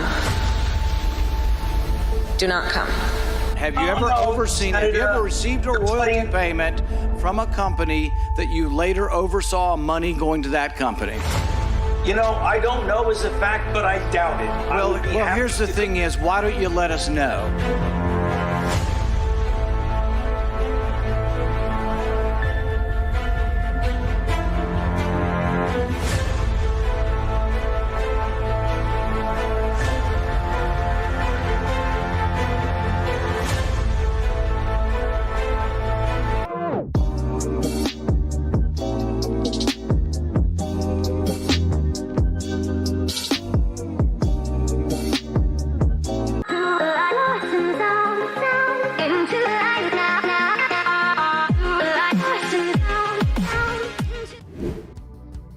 Good morning, Rise and Freedom. It's Austin Peterson. You're watching and listening to the Wake Up America Show at wakeupAmericaShow.com. Thankful to have you here. My guest, Camellia Peterson, she stuck with us through the commercial break. We're super grateful to have her here. Camellia, thank you so much for sticking around. Happy to have you. No problem. Happy Thursday, everybody. Yeah, happy Thursday. All right, so How just many a few more days? Like 4 more days till the election? You must be so thankful because I know you've been door knocking like crazy. Are you going to get a little break when this is all over after all this? Yes. Good. Well, in Missouri, the big race is the Eric Schmidt race. It's Eric Schmidt versus Trudy Valentine. And I mean, needless to say, he's probably going to blow her out of the freaking water here, right? Yeah, I think there's really no question about that. In fact, I've seen some articles written about how that really, she's almost in a way like, subtly, making verbal statements, kind of preparing for that option. And I mean, she bought this race, basically what it is, but it's, it was never going to happen. And she's just not a great candidate. Maybe if she was able to buy the race and be a great candidate, maybe she might have had a shot, although even then, I don't know. But, one of the things that's really interesting is people have kind of talked a lot about how that our U.S. Senate race, at least now that it's in the general, has really not garnered any national attention. And probably the two most significant races in Missouri right now are that race with Eric Schmidt and then also the St. Louis County executive race. Why is that? Because I mean, we all remember how bad Sam Page was during the pandemic, and he shut things down all over the place, shut restaurants, specifically restaurants, down for a long time. Our friend Neil, had to deal with that because he owns, steakhouses. And I went and the backlash to Sam Page was bipartisan. There were Democrats who had just had it with him. It was just, he is corrupt and he made terrible decisions for the county. And so I went to a debate watch party the other night with him and the person that is running against him. That's been a whole other story, but we won't get into that. But anyway, the person that's running against him now is a guy named Mr. Montavani, and he has run for the position before. Now, it's, Republicans are backing him really 100%. And interestingly enough, he's been a Democrat, he's been a Republican, he's really flipped back and forth. And socially, he is not conservative, but fiscally he is conservative, and so he really has a more bipartisan broad appeal. And I don't know if he can pull it off. It's really close, but I'll never forget, a couple of years ago, November I think of 20, I was sitting with Neil in his house, and the restaurants had been shut down, or they were only allowed a very limited, like the tables had to be a certain way and all this kind of stuff, and they just there wasn't enough work for their staff. And so there were too many staff, and they had to decide who was going to go home, and nobody wanted to just volunteer for it. So Neil was literally putting names on a piece of paper, and drawing a name out of a hat to decide, who would have to go home. And that was just like, I wanted to cry, but eventually in that scenario, somebody finally stepped up and said, I'll go home. But that's terrible. They should have never had to have done that. So the St. Louis County was was probably the most locked down county in the state, because Parson let local control, have its way. And so, I think that's a really significant race, and it'll be close. I have no idea if Montavani can pull it off, but I sure hope so, because boy, I would love to fire Sam Page. Oh man, yeah, me too. If you're just tuning into the show, you can send us a text at 573-319-1586. That's 573-319-1586. Now, in regards to the midterm elections, we're looking at, the Republicans potentially taking the House. People are saying it's going to be a red wave. I don't know about that one, Camellia. And the reason why I say that is because, some top Republicans have come out in recent days and said, hey, you need to be a little bit more careful about this rhetoric. A lot of these races are closer than you might think. I was reading the Lieutenant Governor of Texas was talking about how he and, Governor Greg Abbott are in a lot tighter race than the polls would have you believe. So, there's a lot of confidence on the Republican side, but that can backlash, can't it? For sure. And just out, so I'm doing a couple of races in the St. Louis County, St. Charles area. And when I am out knocking doors, people just assume that people think like they do, and they assume that their district is more conservative or whatever, when these are districts that are literally a 50-50 split. And so turnout is huge, to make the difference for a candidate in a race like that. But there's I don't know. So people can't afford to get comfortable, but I do think that they think they've got this edge, especially because it's midterms, and the opposing party doesn't have the presidential seat, they win in the midterm, right? That's a given. But yeah, I think we can't take it for granted. The Pennsylvania race that we've been watching with Oz and Fetterman, which has just been crazy and wild. People were really saying that Oz has taken the lead in that, but somebody listed a bunch of recent polls from different sources. And in some of them, Fetterman had the edge by 1 or 2 points. In others, it was a dead heat. In others, Oz maybe had 1. So it's all within the margin of error, which blows my mind, honestly, after that debate the other night, because Fetterman just bombed. He is not physically fit for office of any kind. He needs to go home and rest and recover. So no, we cannot take that for granted. Yeah, no kidding. If you're just tuning into the Wake Up America show, we're speaking to Camellia Peterson, editor of the LibertarianRepublic.com. So, CJ, what are you doing on Election Day? Well, on Election Day, I will mostly be watching things. Election Day, door knocking's pretty much done. And a lot of people are early voting, because we can early vote in Missouri now. I've already voted. And so even when I'm knocking doors now, people who are not necessarily absentee ballot voters are saying, I just went and voted today already. So I would imagine by the time we get to Tuesday, everybody is either on their way to the poll or they've already voted if they're voting. So, and that evening we'll see who's doing watch parties and, celebrate when our candidates win. Yes, for sure. And I will say, sure. Go ahead. I know that there was that comment about, because last time somebody said something about you introducing me as a libertarian Republican. And thank goodness Missouri, we don't have to register for party in Missouri because I don't really claim any party per se. But the reality is that most of the time Republican candidates are going to align with my values. And I'm not one of those people who says that libertarians should run a candidate every time, everywhere, because there are a lot of really bad libertarian candidates. There's some bad Republican candidates too, to be honest. Well, But, there's you know, always bad Republican candidates, but there's always this kind of assumption among libertarians that, just because they're a third party candidate, libertarian candidate, makes them good. Just like you said, like, that candidate in Arizona just bringing up the whole age of consent thing out of nowhere, probably not a good idea. But election day, I like to vote on election day, so that's what I'm going to do. So actually, I'm not going to let the cat out of the bag just yet, but I am going to let its tail poke out when I say that that I have a big announcement to make on election day that I think our audience is really going to be excited about. So I'm going to get up that morning, do the show like normal, do my election day special in the morning. And then that afternoon, there will be a very big announcement to make for people who are big fans of the Wake Up America show.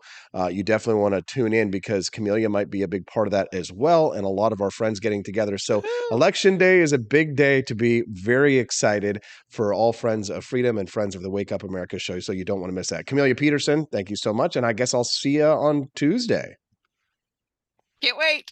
Yeah. We'll have you on in the morning, right? On the show that morning, your regular Tuesday spot? Okay, good. And then I'll see you later that afternoon. Thanks, CJ. Okay. See you later. Have a great Thursday. Oh, yes. So excited. So many fun things happening. So much excite. I'm so excited. I can't wait to share with you all the news. Oh, so happy. Oh my gosh. And it's actually, a lot of it is thanks to you and your support of the Wake Up America show. Coming up next, Tony Lavasco and I had a great conversation earlier. He's a Missouri State Representative about the whole pandemic amnesty thing. And I got a lot of good feedback on it. So you know what? I'm going to share it with you when we get back on the Wake Up America show at wakeupamericashow.com. My name is Kelvin. Welcome to Frenchy Bush. This is my Didi's website. Now I've decided to speak to you with my real voice for the first time ever to tell you about how cool Frenchy Bush is. But I've decided that this is the perfect opportunity to share with you. Frenchy Bush is a good website. You should follow us on socials. If you like Frenchies or any kind of bulldogs, me and my new brother George are going to try to make your life more fun. Hello, I'm George. My neck isn't really thick yet, but it will be. We are so glad you're here. Please ignore my floating eyeball. It helps me spot predators who might be approaching from the sides. Didi made Frenchy bullshit to review things that he uses on me and my brother to tell you if it's good or bullshit. Take this collar, for example. Didi really likes it. Didi said it's really handy because us Frenchies got thick necks. Need something really tough. People think Frenchies are little, but if you look at us from below, you can see we are really pretty buff. Beefcake. Yes. Look at my creamy thighs and chest. Yes. You like that? Big brother, please focus. Frenchy Bush. Please follow us for more great content and read the Frenchy Bush blog for more fun and cool stuff.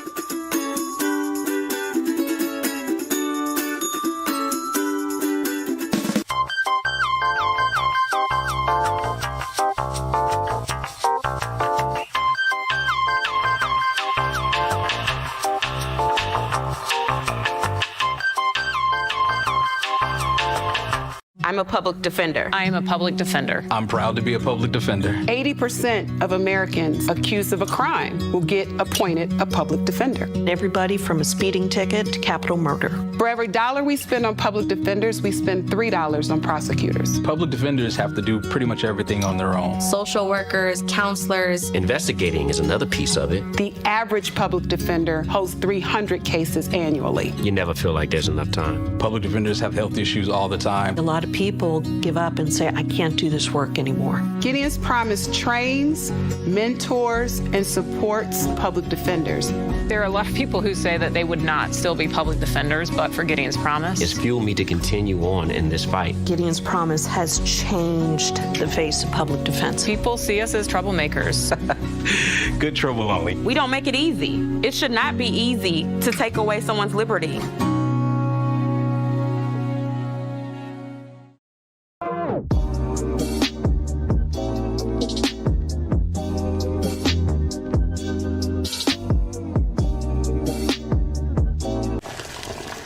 Ever hear the one about the frog? Put a frog in a pot of boiling water and it'll jump right out. Here's my resume again. But put a frog in a pot of cool water and slowly heat it up, and that frog will boil. It's a lie. But as a metaphor for us and all that we go through as veterans, any real-world experience, it's a story that rings true. We make excuses for how we feel. We push everything down. We tell ourselves the lie that it's easier to stay in that boiling water, to disconnect. And some days, maybe it is. But you've never been interested in easy. Make no mistake, reaching out is hard. Do it anyway. You're not alone. You've got this. You are not a frog. Find resources at va.gov/reach.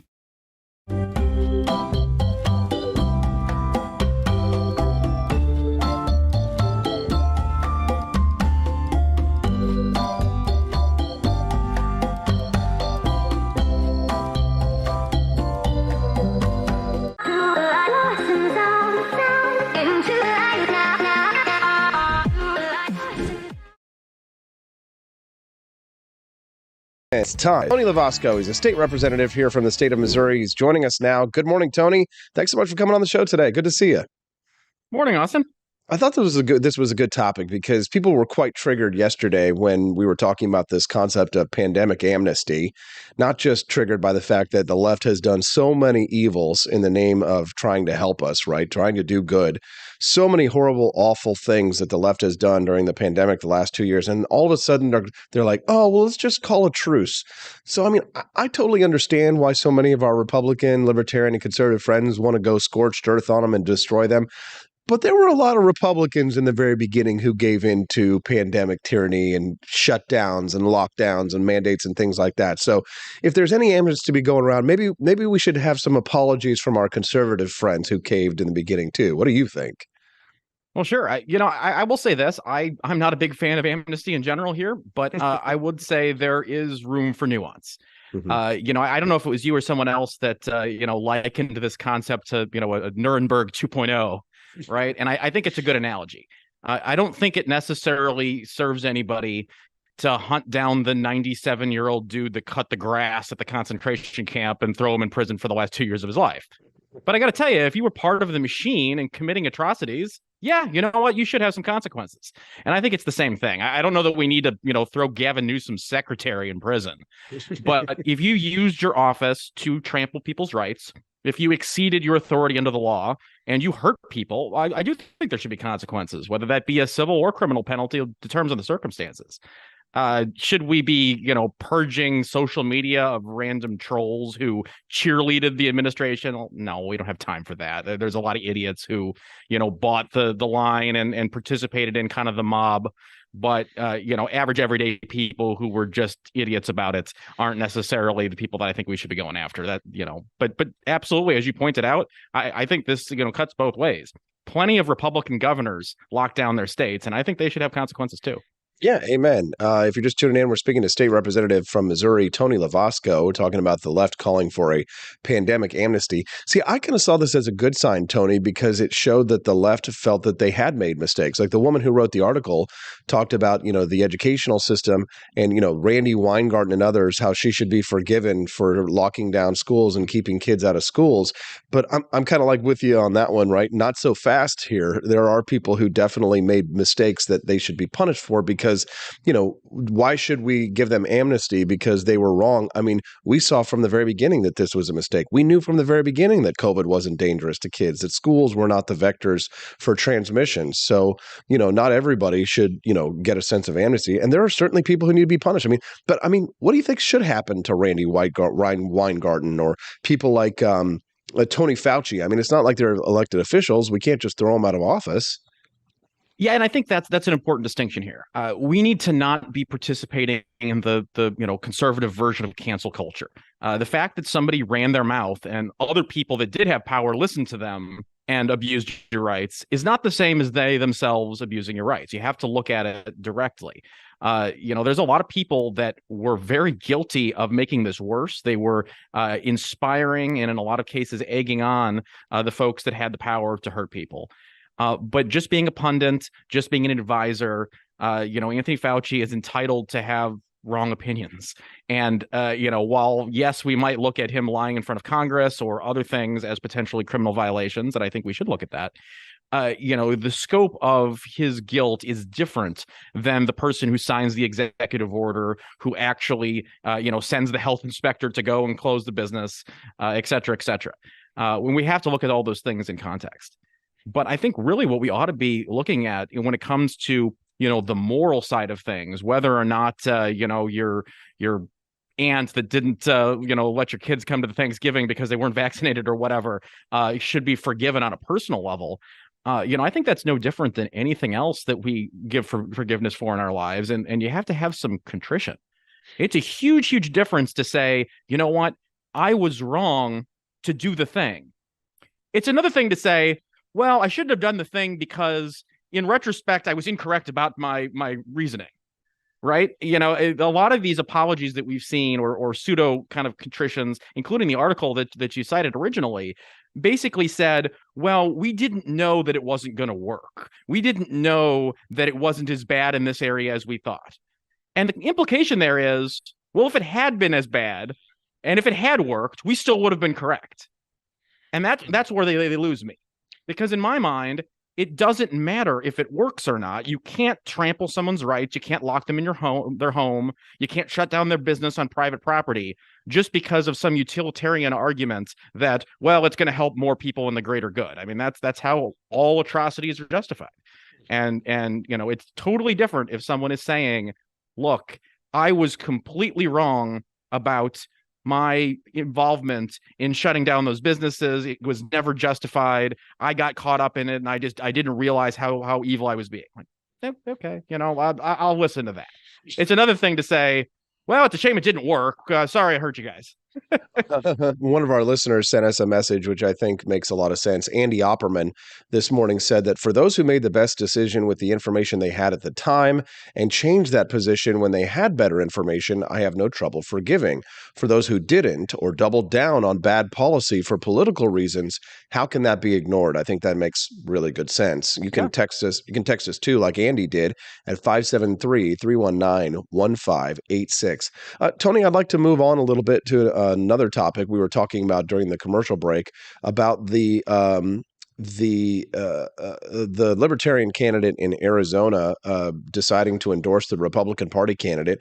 This has triggered a lot of libertarians who think that Blake Masters is an authoritarian. I mean, what's his name? Justin Amash, former Republican congressman, now Libertarian Party member, is out there saying that Blake Masters is this authoritarian grifter. I mean, Congressman Ron Paul endorsed Blake Masters out in Arizona, and Dave Smith seems to have a high opinion of the guy. What do you think about when third-party candidates, libertarians, endorse Republicans like you?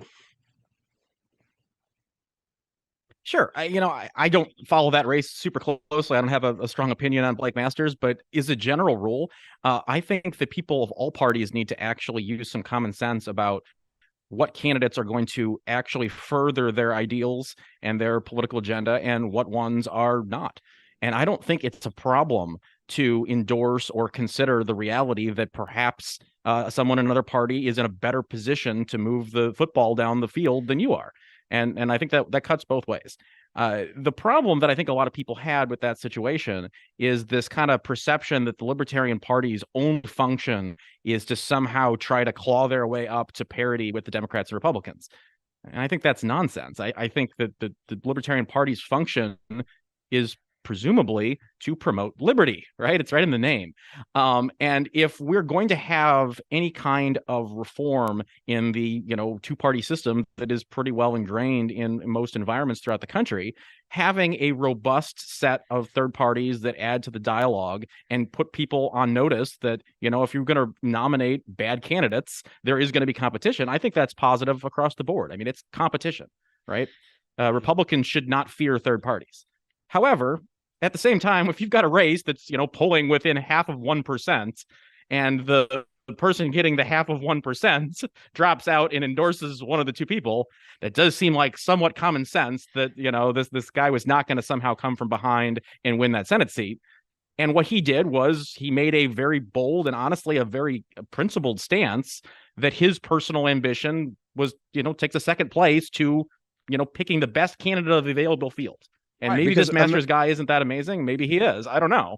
But he's almost certainly going to be better than the Democrats. So, why on earth wouldn't you at least consider that as a viable option? That's quite a pragmatic view from Tony Lavasco. Tony, it would be like if a libertarian candidate were running in your race against you and the Democrat and trying to paint you as just some, insider Republican, just like the Democrat. I mean, if there was a libertarian in that race, you damn right that I would be putting a lot of pressure on that guy to drop out and endorse you because, you're pretty much the most libertarian Republican that we have. But unfortunately, I think what happens is that libertarians who are party members will, because of the party mentality, they get caught up in the same kind of partisanship that Democrats and Republicans do, and they put their parties over over their principles to a certain degree. Would you agree? Oh, absolutely. I think that it works the other way around. If all of a sudden Ron Paul moved to District 64 and decided to, run as a libertarian against me next term because I took a bad vote or something, I'm going to look at the polls and I'm probably not going to beat Ron Paul, and he's a pretty great guy, so maybe I ought to sit this one out. The point of being involved in politics is not to, get your name on the door. The point is to move the football and advance the agendas that you care about. And libertarians and libertarian Republicans and whatever labels we want to put on folks, if you're fighting for liberty, the goal should be liberty. And that's it. And you use whatever tools you got to make that happen. If you're just tuning in, we're speaking to Missouri State Representative Tony Lavasco. You can send us a text, 573-319-1586. Tony, how do you feel about the upcoming midterm elections? You think it'll be what Joe Rogan said? He said it would be like that elevator scene from The Shining or Red Wave, just bleeding out all over the country. What do you think, Tony? You feel optimistic? I am optimistic. I don't think it's going to be quite that exciting. I think, we're going to definitely take back the House. I think there's a very good chance we'll make the Senate by maybe a vote or two. I think it's going to be a good day for sure. I think the real question is going to be, how do we move forward? My biggest concern is us winning by a small margin. I would rather see us take the House by a huge amount and lose the Senate than take both houses by 2 or 3 votes. Because ultimately what's going to happen is the Biden administration is going to put pressure on a handful of wishy-washy folks to switch their votes and vote with the Democrats. And Biden's still going to get what he wants, except for now they can say it's bipartisan. And that doesn't advance liberty at all either.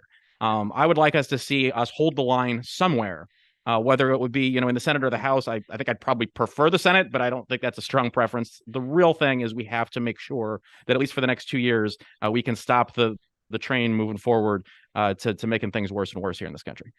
How do you feel about your race, Tony? Well, considering I'm unopposed, I'm pretty good. I just got to make sure to vote for myself, and I'll be good. State Representative Tony Lavasco from the state of Missouri. We appreciate you very much, Tony. Thank you for your time today. Thanks, Dustin. Must be nice. Run out unopposed. As a medic, to be there to help my patients, and after an injury, I found myself as a patient. I experienced post-traumatic seizures. Depression is a big one that comes along with it, PTSD. So I pursued my PhD in neuroscience and regenerative medicine. The coalition has helped fund my academic pursuits. They genuinely care about helping the vet in whatever way that they can. Through supporting the coalition, you're supporting some of the veterans that have the biggest needs. Visit saluteheroes.org to learn more.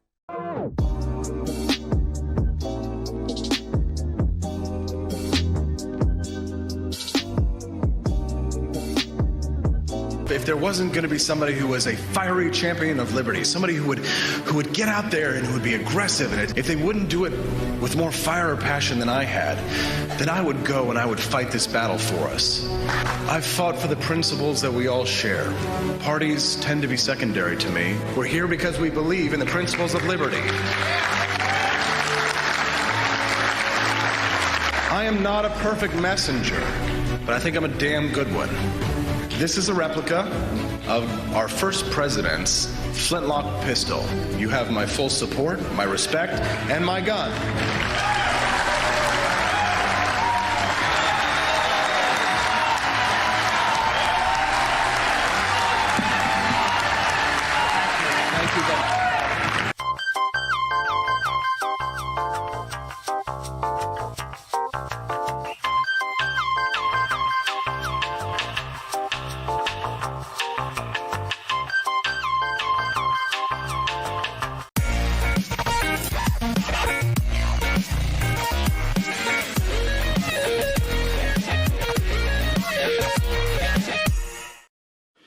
Had enough yet?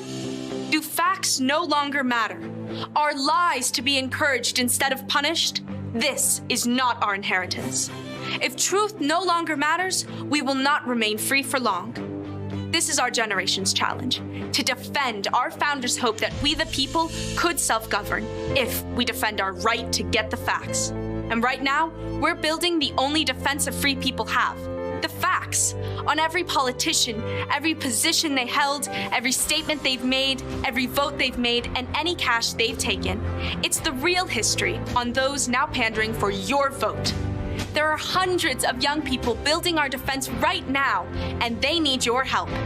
We all have our passions, but as our ancestors knew, when events become so foul they threaten us all, we must stand and defend each other. Please, have our backs. Join us at votesmart.org.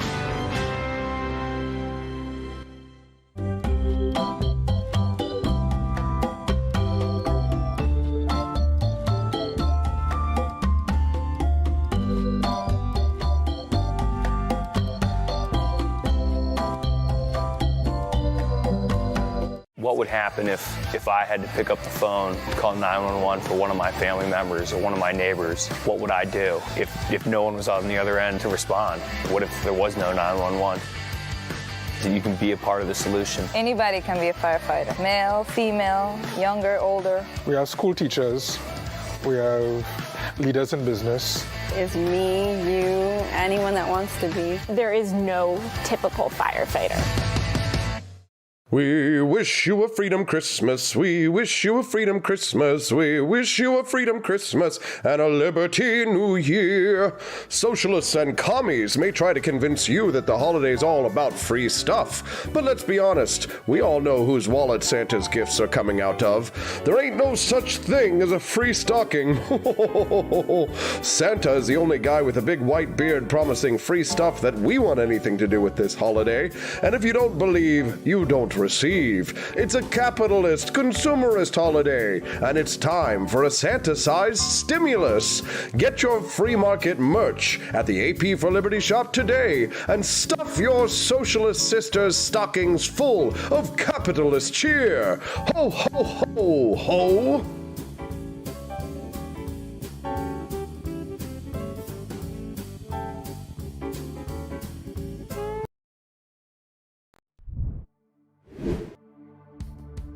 Good morning, Rise and Freedom. It's 8:53 on Thursday, and you're watching and listening to the Wake Up America show with Austin Peterson at wakeupAmericaShow.com.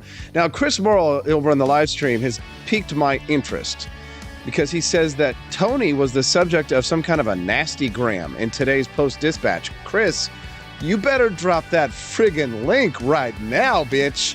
I want to see it. Let's hear it. Come on. We want to see the hate mail for State Rep Tony Lavasco for show. I love Tony Lavasco, one of the best Republicans here in the state of Mo. Did you see Elon Musk trolling Alexandria Ocasio-Cortez on Twitter yesterday? Oh my God. Oh my Lord, my lady. You know how I know this has been a great show today? Because it has just flown by. Because there's so much more that we could talk about. There's so much going on in the news. So much fun stuff. Midterms, libertarians freaking out, pandemic amnesty, Rand Paul might take over. and leading investigations and commissions on the pandemic response, and just so much fun. I'm in a great mood, and maybe it's because of, the exciting things that are happening, going on behind the scenes over here. That's definitely part of it. And, in general, life is good. I have to say. So thank you. But Twitter is just making me so happy these days. I'm saying, he said on Facebook and YouTube and Instagram and all that. Now, I have an all of the above approach when it comes to social media because, you're watching us streaming on YouTube. Some of you might be on Facebook. Some of you might be on Twitch even, or Rumble, rumble.com. Where's my shout? Let's get a shout out for my Rumble people this morning. Yeah. Good morning. Good morning. You're over on Rumble. Glad to have you over there. We are doing our best to build up our Rumble group. Makes you feel good to know that it is growing over there on Rumble at AP for Liberty. Feels good. Yeah, not that kind of feels good. Different kind of feels good, right? No, okay, yeah, it feels good like that. No, Elon Musk trolling Alexandria Ocasio-Cortez is just... my soul, it's just... I'm refreshed. Elon maketh me to lie down in green pastures. He maketh me to drink from clean waters. He trolleth AOC and maketh my day complete. Alexandria Ocasio-Cortez tweeted, LMAO at a billionaire earnestly trying to sell people on the idea that free speech is actually an $8 a month subscription plan. This is in response to news that Elon Musk will be charging people to have blue checkmark verifieds. And, Alexandria Ocasio-Cortez went on to tweet this.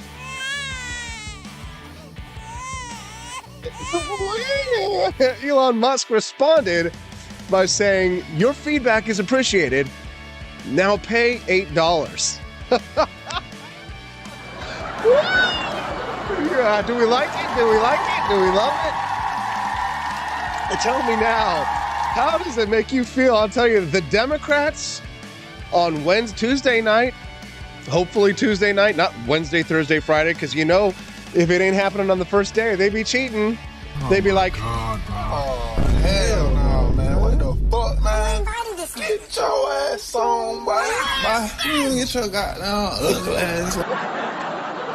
How are we feeling today? Has it been a good show? Did you like it? Then I think you need to give it a like. The stream. If you're watching us on YouTube, especially if you're on Facebook or a Rumble, you need to give us a Rumble. We need that support. It's real simple. Like and subscribe. If you are on YouTube, turn on notifications. Do you know what that is? Have you ever heard of this concept before on YouTube where you subscribe, like the video that you're watching, subscribe to the channel, right? And then click the little bell notification icon on YouTube. Would you do that for me now? Just as a personal favor to me, costs you nothing. Just turns on notifications whenever we're live or whenever I upload a new video, which I do. I've been cutting all these awesome interviews and clips. I'm going to do that as soon as I get home today. And then I got to get ready for Election Day on Tuesday. I will be here tomorrow, obviously, Friday. And then I'll be here Monday. And I'll do an election special show on Tuesday morning. And then I got to get in the car and I got to drive somewhere. And then I'm pretty sure that at the latest, you'll know the news by around 4 or 5 p.m., 4-ish Central Time.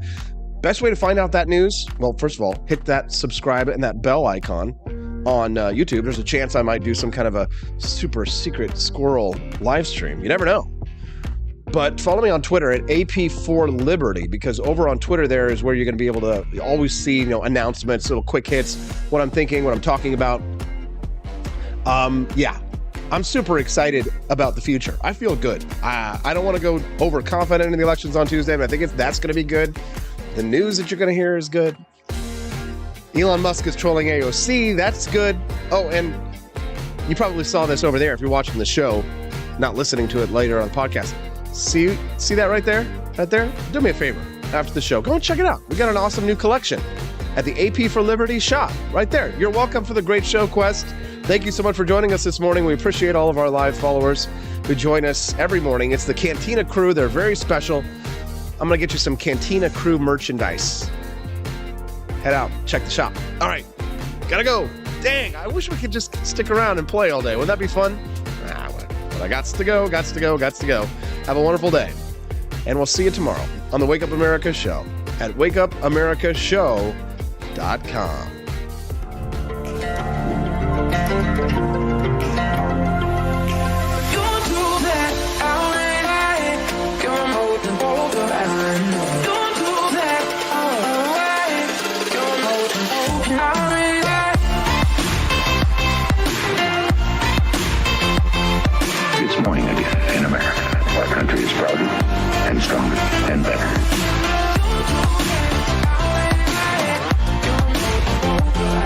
like shooting things, but whenever I can't shoot something, I like to cut things. My life isn't all about shooting and stabbing and cutting, though. Sometimes I have to do actual work, but when I work, I still like to have fun.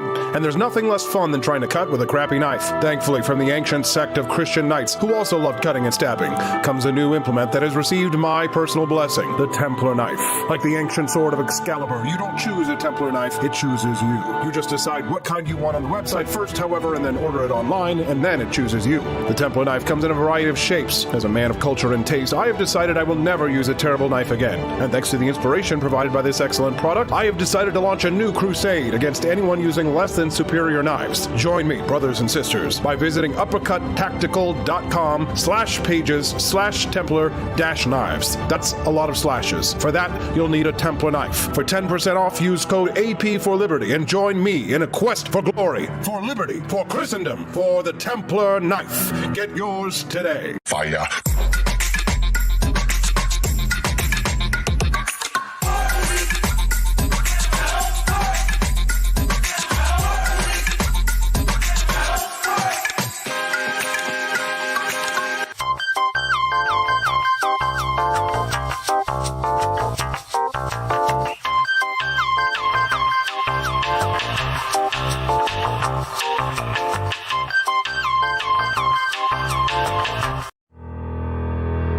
Your printing company stinks. They charge you too much money and they don't love America enough. We've got the solution. Patriot Printing USA. Whether you're running for office, saving souls, or just need business cards that will get you the new job you've been looking for, Patriot Printing USA has got you covered with the best prices around. Palm cards, brochures, bumper stickers, door hangers, you name it, we've got it. PatriotPrintingUSA.com. That's PatriotPrintingUSA.com.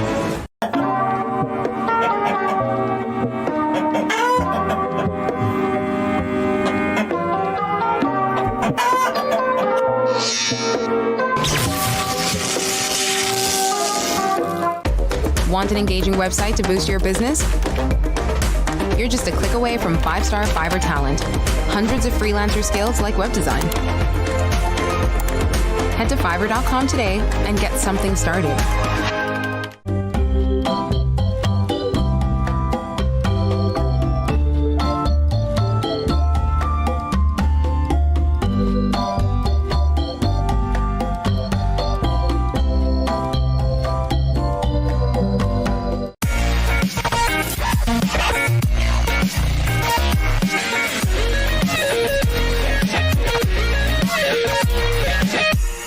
Average Americans are turning into conspiracy theorists at an unprecedented rate.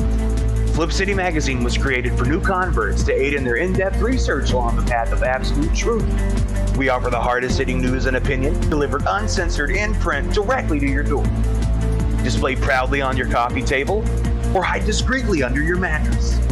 Flip City is the magazine they don't want you to see, much less read. Subscribe to Flip City Magazine today at flipcitymag.com.